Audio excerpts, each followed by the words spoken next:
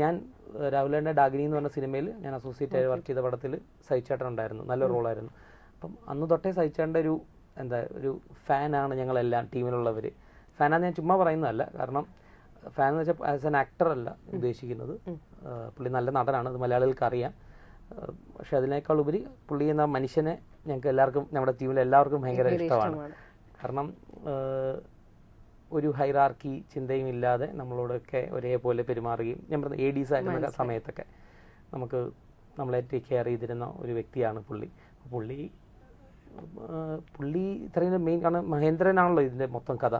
മഹേന്ദ്രനായിട്ട് നമുക്ക് ഏറ്റവും കംഫർട്ടബിൾ ആയിട്ടുള്ളൊരു പുള്ളിയാണെന്നുള്ളത് എനിക്ക് ഭയങ്കര സന്തോഷമുള്ള ഒരു കാര്യമായിരുന്നു, സമാധാനമുള്ള ഒരു കാര്യം. അല്ല, നമ്മളൊരു ഡിസ്കഷനിൽ വന്നതാണ്. പിന്നെ പ്ലാറ്റ്ഫോമിന് ഓക്കെ ആയിരുന്നു സൈജു കുറുപ്പ്.